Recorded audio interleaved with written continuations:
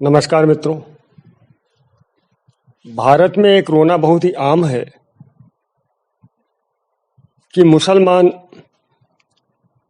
इतने पिछड़े और गरीब क्यों हैं। यह प्रश्न भिन्न भिन्न मंचों से भिन्न भिन्न संगठनों और व्यक्तियों द्वारा किसी न किसी रूप में बार बार उठाया जाता है कि भारत में मुसलमान बहुत ही गरीब और पिछड़े हुए हैं। और इसका कारण बहुत सारे कारण बताए जाते हैं। सच्चर कमेटी की रिपोर्ट इसके लिए प्रस्तुत की जाती है, लेकिन मुख्य तौर पे यह कहा जाता है कि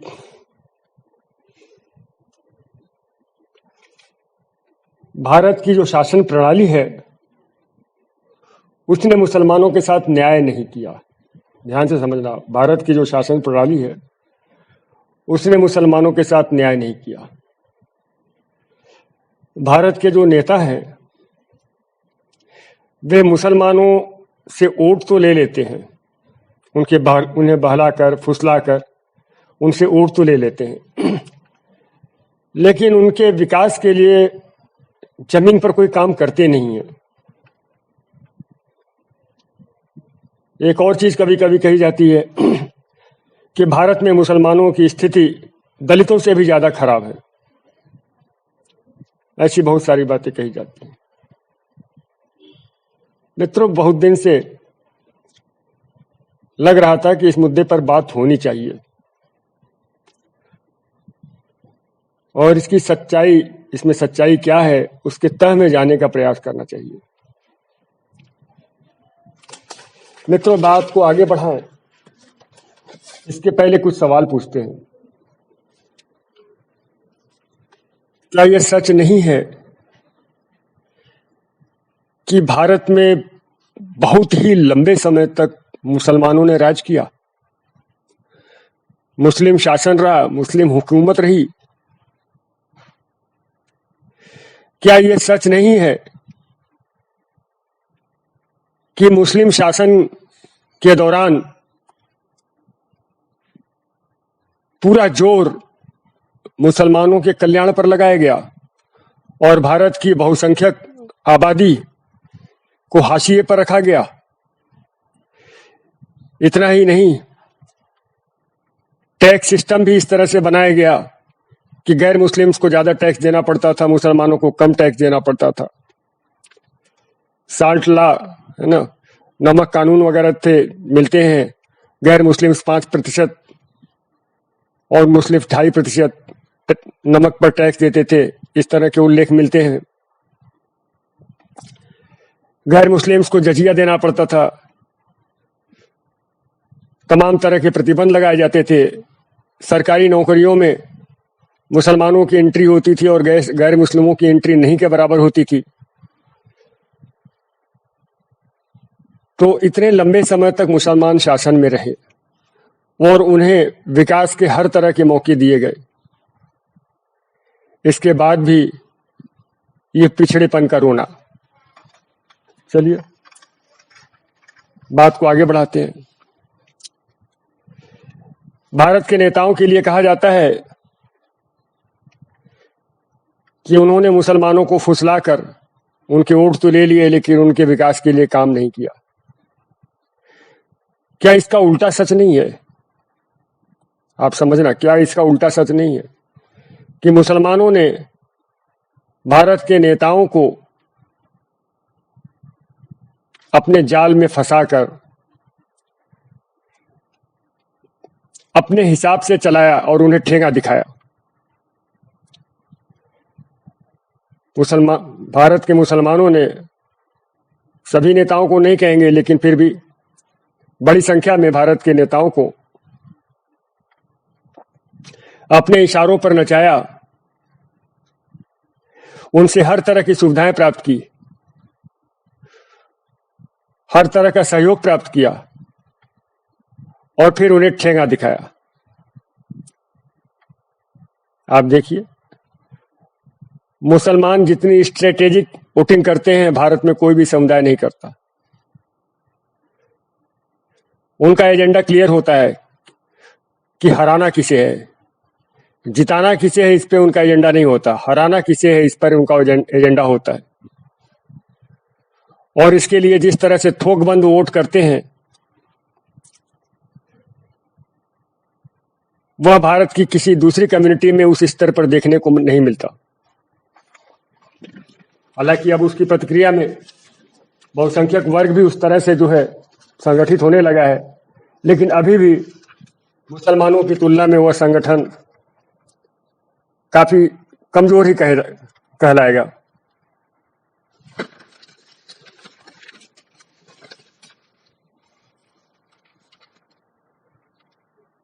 दोस्तों, एक अगला प्रश्न यह है कि ये क्या पिछड़ेपन का आधार, पिछड़ेपन का पैमाना केवल आर्थिक होता है, अमीरी? क्या वैचारिक और बौद्धिक पिछड़ापन जैसी कोई चीज नहीं होती? मानसिक पिछड़ापन जैसी कोई चीज नहीं होती? कहीं ऐसा तो नहीं कि मुस्लिम समुदाय आमतौर पर कुछ अपवादों को छोड़कर, कुछ अपवाद तो हर जगह होते हैं, इसलिए जो भी मैं बात कहूंगा उन्हें आप आमतौर पर मानना, तो कुछ अपवादों को छोड़कर भारत के मुसलमान मानसिक, वैचारिक और बौद्धिक तौर पर पिछड़े हुए हैं। इसको प्रमाणित करना कोई बहुत कठिन नहीं है। मैं आपसे ये पूछता हूं कि मुसलमानों का पिछड़ापन क्या केवल भारत में है? क्या बाकी दुनिया के मुसलमान बहुत एडवांस्ड हैं, बहुत विकसित हैं? दोस्तों, अगर तेल के खेल को हटा दिया जाए तो आप सोच करके देखिए कि मुसलमान दुनिया के कहां खड़े हैं। ये तो तेल है, पेट्रो डॉलर है, जिसके कारण आपको ये चकाचौंध दिख रही है। नहीं तो आप साइंस एंड टेक्नोलॉजी में उनको देख लीजिए, रिसर्च में उनको देख लीजिए, ऊंचे ऊंचे पदों पर उनको देख लीजिए। हर जगह आपको मुसलमानों की विफलता बिल्कुल साफ नजर आएगी। वो तो मिडिल ईस्ट में तेल निकल गया तो ये आपको चमक दमक दिखने लगी, वो पेट्रो डॉलर फिर दुनिया के बाकी मुसलमानों को मिलने लगे, वे लोग नौकरियां करने लगे, वहां पर जाने लगे। लेकिन सच बात तो ये है कि पूरी दुनिया के मुसलमानों की स्थिति आप देखें। मैं आपसे एक और प्रश्न पूछता हूं, अमेरिका, जो कि दुनिया के विकसित देशों में बहुत ऊपर माना जाता है, अमेरिका में, अमेरिका के आप जो है शोध संस्थानों, रिसर्च इंस्टीट्यूशंस में आप देखें, वहाँ के इंडस्ट्रियल डेवलपमेंट में देखें, वहाँ के एजुकेशन में देखें, तमाम चीज़ों में आप देखें, आप तुलना करें। दूसरी कौमें हैं, दूसरे समुदाय हैं, हिंदू हैं, यहूदी हैं, पारसी हैं, जैन हैं, मुसलमान हैं, और आप खुद तुलना करें कि मुसलमान कितने आगे हैं, बाकी कितने आगे हैं। नोबेल प्राइज विनर्स में मुसलमान कितने हैं, दूसरे कौमों के लोग कितने हैं, आप खुद तुलना करें। उन्होंने दुनिया में क्या क्या चीजें बनाई हैं। दोस्तों, स्वतंत्र भारत की बात करें तो पहली बात तो हमारे संविधान की। हमारा संविधान मुसलमानों के लिए संरक्षण, मुसलमानों के लिए विशेष सुविधाएं और विशेष अधिकारों से भरा पड़ा है। भारत दुनिया का संभवतः एकमात्र देश है जहां का बहुसंख्यक वर्ग समानता का अधिकार मांगता है। हालांकि हमारे संविधान में राइट टू इक्वलिटी की बात कही गई है और कहा जाता है कि धर्मनिरपेक्ष है, संविधान जो है की भावना जो है धर्मनिरपेक्षता पर आधारित है और भारत एक धर्मनिरपेक्ष राष्ट्र है। लेकिन इसी धर्मनिरपेक्षता और इसी समानता के सिद्धांत के होते हुए भारत में मुसलमानों के लिए विशेष प्रावधान है, उनके लिए अल्पसंख्यक आयोग है, अल्पसंख्यक मंत्रालय है, कल्याणकारी योजनाएं उनके लिए अलग से चलाई जाती हैं। उन्हें अपने शिक्षण संस्थान अलग से, जैसे मदरसे हैं, ये सब चलाने और उनका मैनेजमेंट करने की आज़ादी रहती है। उसमें सरकार का अनुदान भी मिलता है, सरकार की आर्थिक सहायता भी मिलती है। बहुसंख्यकों को तो ये अधिकार नहीं प्राप्त है, बहुसंख्यकों को तो ये अधिकार नहीं प्राप्त है। और ये अधिकार भी मुसलमानों को तब दिए गए जब भारत के विभाजन में मुसलमानों की सामान्य तौर पर भागीदारी रही। मैंने कहा ना, कुछ अपवादों को अगर आप छोड़ दें तो आमतौर पर भारत के मुसलमानों ने पाकिस्तान के पक्ष में वोटिंग की थी, पाकिस्तान के निर्माण के पक्ष में वोटिंग की थी।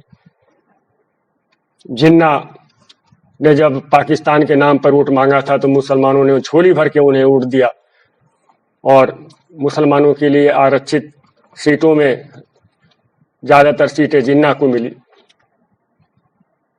तो दोस्तों,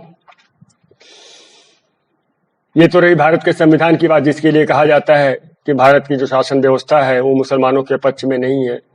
तो मुसलमानों को वो अधिकार दिए गए हैं जो भारत में बहुसंख्यकों को नहीं दिए गए। अब आगे आते हैं तो मुसलमानों के कल्याण के नाम पर जो बड़ी संख्या में मदद की जाती है, उनके लिए जो स्कॉलरशिप्स दी जाती हैं, एक प्रकार से ये कह दीजिए कि बहुत बड़ा फंड मुसलमानों के लिए जो है, मुसलमानों के लिए लगातार जो है बहुत बड़ा फंड खर्च किया जा रहा है। उन्हें उनकी सरकारी नौकरियों में भी जा सके, इसके लिए उनके लिए फ्री कोचिंग की बहुत सारी व्यवस्थाएं हैं। उनके कल्याण के लिए पृथक से योजनाएं चलती हैं। और जो बहुसंख्यकों के लिए योजनाएं होती हैं, जो आम जनता के लिए योजनाएं होती हैं, ऐसा तो है नहीं कि उन योजनाओं से उन्हें वंचित रखा जाता है। जैसे कि अभी प्रधानमंत्री मोदी की जो है हाउसिंग स्कीम, जो घर की योजना चल रही है, इसके अलावा जो भी बाकी योजनाएं होती हैं उनके लिए रहती ही हैं। ऐसा तो है नहीं कि सरकारी नौकरियों में मुसलमानों के प्रवेश को प्रतिबंधित किया गया है कि मुसलमान नहीं आ सकते हैं। ऐसा तो कोई कानून हमारे यहाँ नहीं है कि किसी भी नौकरी में मुसलमानों को रोका गया हो। ऐसा तो है नहीं कि किसी भी बिजनेस में मुसलमानों के लिए रोका गया हो कि ये बिजनेस जो है केवल हिंदुओं के लिए सुरक्षित है या बहुसंख्यकों के लिए सुरक्षित है और मुसलमान इसे नहीं कर सकते। ऐसा कौन सा अवसर है जिसमें जो है मुसलमानों को रोका गया हो, जिसके द्वार मुसलमानों के लिए बंद किए गए हो? जो अवसर एक सामान्य भारतीय को उपलब्ध है, वे अवसर भारत के मुसलमानों के लिए भी उपलब्ध है। लेकिन इससे आगे बढ़ करके ऐसे बहुत से अवसर मुसलमानों के लिए उपलब्ध हैं जो एक सामान्य भारतीय को नहीं उपलब्ध है। तो इस तरह से जो सरकारी नीतियां हैं मुसलमानों के पक्ष में इस कदर झुकी हुई है कि बहुसंख्यक आबादी जो है रोती रहती है, इसको लेकर के शिकायत करती रहती है। और इसके बाद भी मुसलमानों के द्वारा ये कहना कि सरकारों ने जो है उन्हें अंगूठा दिखाया है, उनसे वोट लिया है, लेकिन उनके विकास के लिए कोई काम नहीं किया है। दोस्तों, आगे बढ़ते हैं। ओबीसी का रिजर्वेशन, अन्य पिछड़े वर्गों का रिजर्वेशन। अब उसकी बात करते हैं, चाहे सरकारी नौकरियां हो, चाहे शिक्षण संस्थान हो। आप देख लीजिए आंकड़े कि मुसलमानों की एक बहुत ही बड़ी आबादी ओबीसी की लिस्ट में है। जो जातियों की सूची है, उसमें ओबीसी की पात्रता के लिए जो जातियों की सूची है, उसमें मुसलमानों की एक बहुत बड़ी आबादी कवर होती है।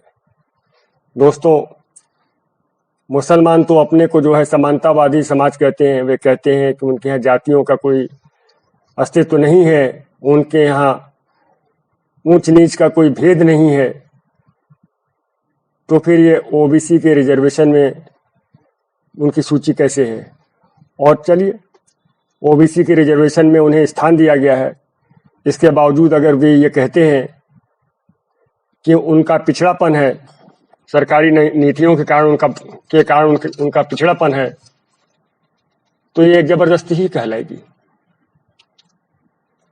दोस्तों, वास्तव में अगर इसकी जड़ों को ढूंढना है तो आपको कुछ प्रश्नों के उत्तर ढूंढने पड़ेंगे। क्या ये कहना सही नहीं है कि मुसलमानों में जो धार्मिक कट्टरता की प्रवृत्ति है वो बाकी समुदायों की तुलना में बहुत ही अधिक है, बहुत ही अधिक है। धार्मिक संकीर्णता की जो प्रवृत्ति है वो बहुत ही अधिक है। क्या एक चश्मे के अलावा उस चश्मे से बाहर जाकर के देखने की आदत उनमें नहीं है?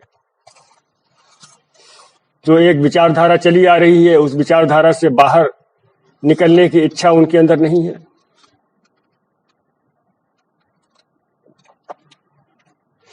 क्या मुसलमानों की जो सोच है वो राष्ट्र के लिए कम और कौम के लिए ज्यादा नहीं है? आप कभी देखना कोई मुस्लिम लीडर होगा या मुस्लिम ऑर्गेनाइजेशन होंगे, बात करेंगे तो क्या बात करेंगे? कहेंगे कि मुसलमान नौकरियों में इतने प्रतिशत हैं जबकि उनकी आबादी इतनी है, मुसलमान जो है पुलिस में इतने प्रतिशत हैं जबकि उनकी आबादी इतनी है। तो इस तरह से वो बात करते हैं। ये बात क्यों नहीं करते कि मुसलमान अपराधों में इतने प्रतिशत हैं जबकि उनकी आबादी इतनी है? और बात करेंगे तो वहां भी भेदभाव का आरोप लगाएंगे, कहेंगे मुसलमानों की तो आबादी इतनी है लेकिन मुसलमान जेलों में इतने अधिक क्यों बंद हैं? ये नहीं कहेंगे कि मुसलमान जेलों में इतने बंद हैं तो उसके पीछे उनके आपराधिक कृत्य हैं। ये नहीं कहेंगे कि मुसलमान इतने अपराध में क्यों लिप्त हैं, अपनी आबादी की तुलना में मुसलमान अपराध में अधिक क्यों लिप्त होते हैं, ये नहीं कहेंगे। दोस्तों, मैं ये बातें क्यों कर रहा हूं? ये बातें इसलिए कर रहा हूं कि जो मुसलमानों का पिछड़ापन है उनके कारणों को ढूंढने में हमें मदद मिलेगी। दोस्तों, वो कहते हैं ना कि कोई भी मनुष्य हो या कोई भी समाज हो वह वैसा ही बनता है जैसा वह सोचता है। इसलिए मैं सोच पे आ रहा हूं कि मुसलमान सोचते कैसे हैं, मुसलमान सोचते कैसे हैं। और इस बिंदु पर विचार करते हुए मेरे सामने जो पहली बात आ रही है वो यही आ रही है कि मुसलमान एक दायरे से बाहर सोचने के आदी नहीं है। उनकी आदत ही नहीं है कि एक दायरे से बाहर निकल करके वो सोचे। फिर वही कहूंगा, कुछ अपवाद की मैं बात नहीं करता, कुछ मुसलमान अवश्य प्रगतिशील होंगे, लेकिन मैं एक सामान्य बात कर रहा हूं कि मुसलमान जो है एक दायरे में, एक लिमिट में सोचने का उनका स्वभाव है। और इस तरह से उन्होंने अपने मन को जकड़ लिया है, अपने दिमाग को जकड़ लिया है, अपनी बुद्धि को जकड़ लिया है। और वो जकड़ कहीं उन्हें पिछड़ेपन की ओर तो नहीं ले जा रही है। मेरा कहने का मतलब ये है, इतिहास के अगर उदाहरणों की बात करें तो आप देखिए, महात्मा गांधी जब राष्ट्रीय आंदोलन शुरू कर रहे थे, स्वतंत्रता आंदोलन शुरू कर रहे थे, और वो सोच रहे थे कि मास मूवमेंट चलाया जाए जिसमें भारत की जनता की बड़े पैमाने पर भागीदारी हो, तो वो बड़े परेशान हुए, बड़े दुखी हुए कि मुसलमान तो राष्ट्रीय आंदोलन से दूर रहता है। ये देखिए आप संकीर्णता। और आखिरकार उन्हें समझौता करना पड़ा और उस समझौते के अंतर्गत उन्होंने खिलाफत के प्रश्न को खड़ा किया असहयोग आंदोलन के साथ, जिसका कि भारत से कोई लेना देना नहीं था। खलीफा जो है तुर्की का था, भारत से कोई मतलब नहीं था। महात्मा गांधी ने इस खिलाफत के प्रश्न को भारत के राष्ट्रीय आंदोलन से जोड़ दिया और मुसलमानों ने इसका नतीजा ये दिया कि केरल में हिंदुओं का बड़े पैमाने पर जो है हत्याकांड हुआ, उत्पीड़न हुआ, यौन हिंसा हुई, लूट हुई, ये तमाम बातें। तो मुसलमान क्या अपने चरित्र में भी झांकने का प्रयास करेंगे? अच्छा भला भारत चल रहा था, भारत स्वतंत्र हो रहा था, अंग्रेज जा रहे थे, भारत में स्वशासन आ रहा था, ऐसे समय में भारत के मुस्लिम समाज ने ये नारा बुलंद करना शुरू कर दिया कि नहीं, वे हिंदुओं के साथ नहीं रहेंगे, उन्हें स्वतंत्र पाकिस्तान चाहिए। और न केवल ये नारा बुलंद किया बल्कि इसे साकार करके दिखाया, इसे असली जामा पहना करके दिखाया। तो दोस्तों, क्या यह खुली सोच का द्योतक है? मुसलमान सह अस्तित्व में विश्वास करते हैं। अगर वो सह अस्तित्व में विश्वास करते तो बहुत ही आसानी से रह सकते थे। फिर आप कहेंगे या आप मुसलमान कहेंगे कि नहीं नहीं, ऐसा नहीं है, मुसलमान तो सह अस्तित्व में विश्वास करते थे, लेकिन जो है उन्हें डर था कि हिंदुओं का शासन होगा और हिंदू उन्हें उत्पीड़ित करेंगे, उन्हें सताएंगे। दोस्तों, अगर ये डर था तो पाकिस्तान बनने के बाद बहुत बड़ी संख्या में मुसलमान यहाँ क्यों रहे? जब उन्हें हिंदुओं के उत्पीड़न से डर था, जब उन्हें ये डर था कि हिंदू बहुसंख्या में है, शासन में वे होंगे और मुसलमानों का उत्पीड़न करेंगे, तो बड़ी संख्या में वे यहाँ क्यों रहे? मतलब साफ है, उन्हें पता था कि हिंदू उत्पीड़न नहीं करता है, हिंदू का स्वभाव नहीं है ऐसा। ये एक पाखंड था पृथक राष्ट्र बनाने का, जो कि धर्म पर आधारित हो। और देखिए, पाकिस्तान बना तो धर्म पर आधारित राष्ट्र बन गया। वहाँ अल्पसंख्यकों के साथ जो होता है वो हम सब जानते हैं, बांग्लादेश के हिंदुओं के साथ जो हुआ वो हम सब जानते हैं। मेरा मतलब ये है कि अगर मुसलमानों के पिछड़ेपन पर विचार करना है तो मुसलमानों की सोच पर विचार करना अनिवार्य है, क्योंकि ये सोच ही होती है, ये विचार ही होता है जो मनुष्य हो या समाज हो उसकी नियति का निर्धारण करता है। इसलिए मैं मुसलमानों की सोच और मुसलमानों के विचारों को समझने का प्रयास कर रहा हूँ। मैं कितना सही हूँ, कितना गलत हूँ, उसका मैं दावा नहीं करता। आप मुझे बताएंगे कमेंट बॉक्स में, लेकिन मैं आगे बढ़ता हूँ। मैं अपनी सोच कम से कम बता रहा हूँ। और आगे बढ़ते हैं, कुछ घटनाएं और बताते हैं। आईसिस, मिडिल ईस्ट में आईसिस नाम का संगठन खड़ा हुआ। भारत के मुसलमान बड़ी संख्या में आईसिस में शामिल होने के लिए गए, आपको पता है। इसी तरह से जो आत्मघाती हमले होते हैं उसमें हमें मुसलमान दिखाई देते हैं। अपवाद स्वरूप किसी और के नाम कहीं कहीं लिए जा सकते हैं, लेकिन एक जो जनरल ट्रेंड है, मैंने कहा ना, अपवाद और नियम में फर्क होता है।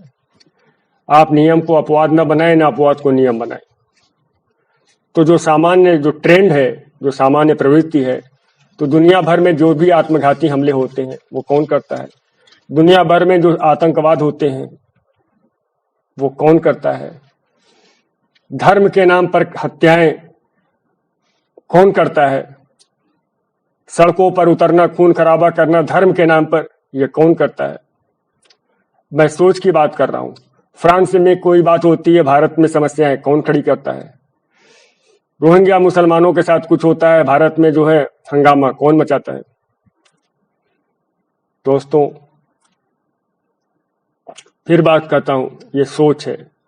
मुसलमान अगर ये जानना चाहते हैं कि उनके पिछड़ेपन का कारण क्या है, तो पहले इस पे विचार करें कि वे सोचते कैसे हैं। वे सोचते कैसे हैं? क्या मानवतावाद के आधार पर सोचते हैं? क्या राष्ट्रवाद के आधार पर सोचते हैं? या इस्लाम के आधार पर सोचते हैं? अपने दिल में झांक कर देखें। सवाल जवाब, तर्क कुतर्क ये करना बहुत आसान है, लेकिन वो कहते हैं ना कि कोई व्यक्ति अपने से झूठ नहीं बोल सकता। मुसलमान अपने से बात करें, अपने दिल में झांक करके देखें। प्रश्न वही है, क्या वे देश के बारे में सोचते हैं कि कौम के बारे में सोचते हैं? और सोचते हैं तो देश के बारे में कितना सोचते हैं, कौम के बारे में कितना सोचते हैं? क्या इस पूरी पृथ्वी के कल्याण के बारे में सोचते हैं या मुस्लिम कम्युनिटी के कल्याण के बारे में सोचते हैं? सोच के देखें कितना वो धरती के कल्याण चाहते हैं, कितना मुस्लिम कम्युनिटी का कल्याण चाहते हैं। दोस्तों, सच कहूं तो मुसलमान जिस तरह से सोचते हैं, दुनिया ने उन्हें बहुत दिया और भारत ने भी उन्हें बहुत दिया। जितनी उनकी राष्ट्रभक्ति है भारत के लिए, मैं फिर कह रहा हूं, अगर मेरी बात गलत है तो अपने दिल में झांक कर देखें। सरदार पटेल ने इस बात को कहा था, एग्जैक्ट उनके वर्ड्स तो मुझे नहीं याद है, लेकिन कुछ उनका सेंस याद है। उन्होंने कहा था कि मुसलमान भारत के कहते हैं कि आप हम पे इतना शक क्यों करते हो। तो मैंने कहा, मैं क्या बोलूं, आप अपने दिल में झांक कर देखो। बहुत गहरी बात कही थी, मैं क्या बोलूं, आप अपने दिल में झांक करके देखो। दोस्तों, मेरी बात का खंडन करना बहुत आसान है, बहुत आसान है। बहुत सारे तर्क वितर्क कुतर्क किए जा सकते हैं, लेकिन आपका दिल तो आईना है दोस्तों, उससे कैसे झूठ बोलोगे, उससे कैसे झूठ बोलोगे। तो दोस्तों, फिर बात को आगे बढ़ाते हैं कि मुसलमान सोचते कैसे हैं। अब हम और आगे बढ़ते हैं, कश्मीर की बात करते हैं। कश्मीर में हालांकि इस्लाम तो था नहीं, एक धोखे से आया, शाहमीर नाम का एक धोखा कश्मीर में आया, वहां के राजा ने उस पर विश्वास किया और शाहमीर से कश्मीर में इस्लाम फैला। वो विश्वास की सजा उस राजा को मिली, खैर मिल गई। कश्मीर धीरे धीरे करके मुस्लिम बहुल होता चला गया। भारत स्वतंत्र हुआ, कश्मीर में 370 आर्टिकल 370 लगाया गया, 35A लागू किया गया, संविधान 35A शामिल किया गया, कश्मीर को विशेष दर्जा दिया गया। और स्वतंत्र भारत के इतिहास में जम्मू कश्मीर में एक भी हिंदू मुख्यमंत्री या गैर मुस्लिम मुख्यमंत्री नहीं बना। जितने भी मुख्यमंत्री बने सब के सब मुसलमान थे, मुसलमानों का बहुमत था, सत्ता में वे घुसे हुए थे, बड़े पदों में वे घुसे हुए थे। और खास करके जो पॉलिटिकल पावर थी वो मुसलमानों की मुट्ठी में थी। इसके बाद भी अगर आप देखें तो कश्मीर में जो सबसे ज्यादा डेवलप्ड जो कोई कम्युनिटी थी वो कश्मीरी पंडितों की थी, मुसलमानों की नहीं थी। क्यों क्यों क्यों?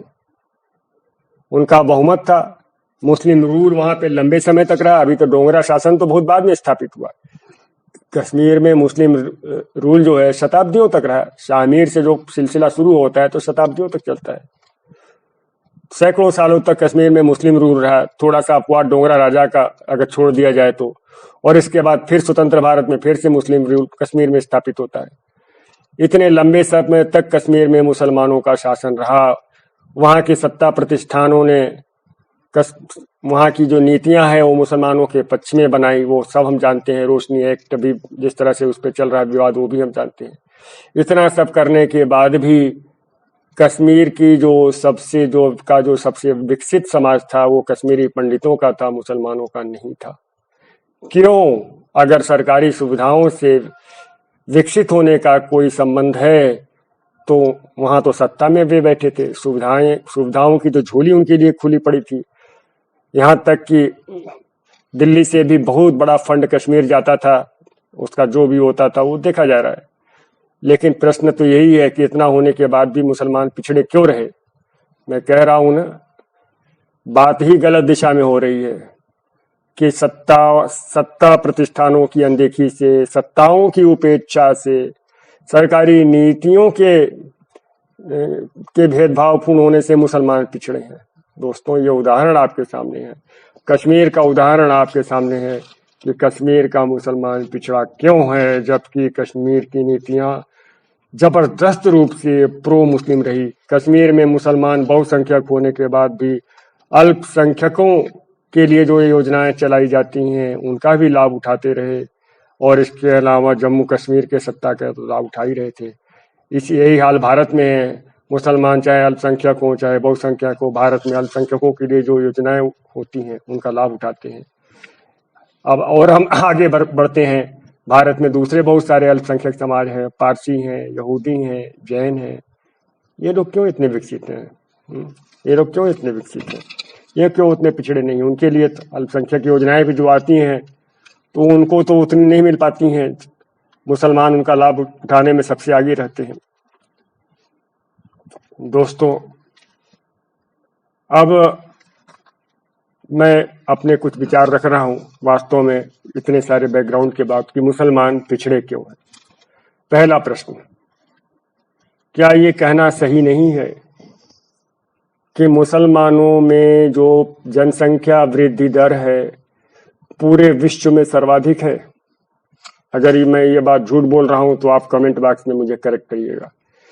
क्या ये सही नहीं है कि मुसलमानों में जो जनसंख्या वृद्धि दर है पूरे विश्व में वो सर्वाधिक है? क्या यह कहना सही नहीं है कि बढ़ती हुई जनसंख्या और गरीबी व पिछड़ेपन के बीच में डायरेक्ट संबंध है, क्योंकि संसाधन तो कम पड़ जाएंगे। एक मुस्लिम फैमिली होती है जिसमें बच्चों की संख्या बहुत बड़ी अगर हो जाती है, मान लीजिए कि उसमें 10-12 बच्चे 15 बच्चे हो जाते हैं, तो क्या हर बच्चे को पालने शिक्षित करने के लिए उसके माता पिता की कैपेसिटी उतनी ही रहेगी जितनी उस परिवार की रहेगी जिसमें कि 1 या 2 बच्चे होते हैं, 3 बच्चे होते हैं? आप समझना। लेकिन इसके बाद भी मुसलमान क्यों अपनी जनसंख्या को नियंत्रित नहीं करना चाहते? क्यों जब भी इस पे बात होती है तो वे शोरगुल करना शुरू कर देते हैं? मैं कह रहा हूं ना कि मुसलमानों के पिछड़ेपन के कारणों को गलत दिशा में ढूंढा गया, गलत दिशा में ढूंढा गया। तो जो पहली चीज है मैं कहना चाह रहा हूं, मुसलमानों की बेतहाशा तेजी से बढ़ती हुई जनसंख्या उनकी जो आय है, जो उनकी आमदनी है, वो उनके लिए अपर्याप्त कर देती है और जिसके कारण उनमें निर्धनता, गरीबी, ये चीजें बढ़ती चली जाती हैं। दूसरी चीज, बहुविवाह। मुसलमानों में बहुत सारी पत्नियां रखने का रिवाज है। बहुविवाह की प्रथा है। 3 या 4 कितनी होती एग्जैक्ट मुझे नहीं पता कि 4 पत्नियां रख सकते हैं कि 3 रख सकते हैं, इसमें आप जो होगा आप बता दीजिएगा, लेकिन कम से कम 3 पत्नियां तो रख ही सकते हैं, 4 भी शायद रख सकते हैं। अब एक पत्नी से कितने कितने बच्चे होंगे, कुल कितने बच्चे हो जाएंगे? इतनी पत्नियों के भरण पोषण का खर्च। तो ये जो बहुविवाह की प्रणाली, जब इतनी सारी पत्नियां रखेंगे, इतना बड़ा परिवार रहेगा और इनकम के स्रोत कम रहेंगे, तो क्या गरीबी और पिछड़ापन नहीं आएगा? क्या उन्हें शिक्षित होने का पूरा मौका मिलेगा? क्या उन्हें जो है पोषण आहार पूरा मिल पाएगा? बहुत सारी चीजें हैं। तो दूसरी चीज है बहुविवाह। तीसरी है 3 तलाक। 3 तलाक से गरीबी का क्या संबंध है, पिछड़ेपन का क्या संबंध है, इसको आप ऐसे समझे। मान लीजिए मुसलमान ने अपनी एक पत्नी को 3 तलाक दे करके छोड़ दिया। अब क्या हुआ? वो पत्नी अलग हो गई। अब जो उसके ऊपर जो प्रोटेक्शन था वो हट गया, क्योंकि आमतौर पर जो है कमाने का जरिया पति रहता है। बहुत कम ऐसा होता है कि पत्नी आत्मनिर्भर हो। अब वो अलग हो गई, कई बार बच्चों के साथ भी अलग होती है। तो अब वो तो गरीबी में पड़ गई और इन्होंने दूसरी शादी की, अगली शादी कर ली, उससे बच्चा पैदा किए। तो इस तरह से जो है ये जो बहुविवाह की प्रणाली है, ये भी क्या गरीबी और पिछड़ेपन को बढ़ावा नहीं दे रही है? सॉरी, 3 तलाक की जो प्रणाली है वो भी क्या गरीबी और पिछड़ेपन को बढ़ावा नहीं दे रही है? अगली चीज है विवाह की कम आयु। अब कम आयु में अगर शादी करेंगे तो निश्चित रूप से उन्हें पढ़ने लिखने शिक्षित होने का मौका कम मिलेगा, मानसिक विकास उनका कम होगा, बौद्धिक विकास कम होगा, शारीरिक तौर पर भी जो स्त्रियां होती, लड़कियां होती, उतनी परिपक्व नहीं होती और उन्हें जो है शादी में और यौन संबंधों में झोंक दिया जाता है। ऐसी जो है ना, और इसके तुरंत बाद जो है उनसे जब बच्चे पैदा होने शुरू होते हैं तो ये स्वास्थ्य समस्याओं को जन्म देते हैं। इसीलिए आपको अस्पतालों में भी, खास करके सरकारी अस्पतालों में, मुस्लिम औरतों की भारी भीड़ दिखाई पड़ सकती है। तो ये जो स्वास्थ्य संबंधी समस्याएं हैं, खून की कमी, ये वो, तो ये सब भी जो है इसका कारण क्या है कि कम उम्र में विवाह का हो जाना। लेकिन मुसलमान अपनी ये जो उनकी परंपरा है, इस परंपरा के पक्ष में भी जम के खड़े होते हैं और कोई भी अगर सुधार की कोई बात होती है तो तुरंत उसका विरोध करते हैं और उनके अपने तर्क होते हैं। मैंने कहा ना, वो अपने दिल में झांक कर देखे। इसी तरह से जो पर्दा प्रथा है, एक जो है पूरी दुनिया का एक सामान्य मत है कि पर्दा प्रथा विकास विरोधी है। पर्दा प्रथा जो है एक बैकवर्ड सोसाइटी की निशानी है। मैं ये नहीं कहता हूं कि जो है पर्दा प्रथा हटा देने का मतलब ये है कि एक जो अमर्यादित तरीके से जो है प्रदर्शन किया जाए, वो मैं नहीं कहता।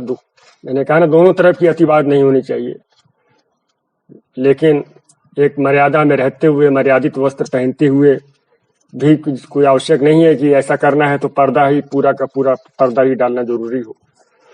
तो ये जो पर्दा प्रथा है, ये भी मुसलमानों के पिछड़ेपन का द्योतक है। तो दोस्तों, मुख्य जो चीज है वो ये है, मुसलमानों की सोच, उनकी परंपराएं, उनकी जीवन शैली, उनकी संकीर्णता, और जिस तरह से उनमें रूढ़िवादिता और कट्टरता की प्रवृत्तियां हैं, वो प्रवृत्तियां विकास विरोधी हैं। वे प्रवृत्तियां विकास विरोधी हैं। कैसे विकास करेंगे? खुला दिमाग, जो दिमाग नई बातों को, नई सोच को, नए विचार को स्वीकार करने को तैयार नहीं है, जो कोई तर्क नहीं जानता है, जो कहता है नहीं, जो बात है सो यही है, इस पे कोई तर्क की गुंजाइश नहीं है, इस पे कोई तर्क की गुंजाइश नहीं है, जो है वो वही ऐसा ही रहेगा।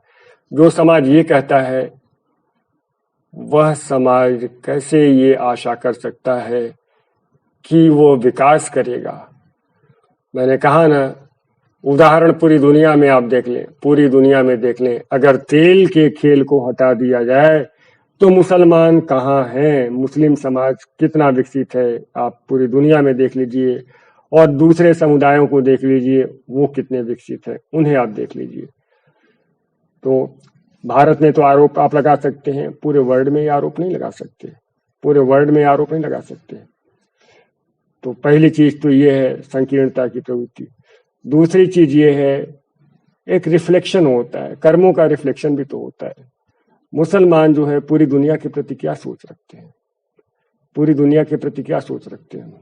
मुसलमान जो है की सोच आमतौर पर यह होती है कि मुसलमान है, इस्लाम है, और यही दुनिया है, और यही दुनिया है, इनका कल्याण हो।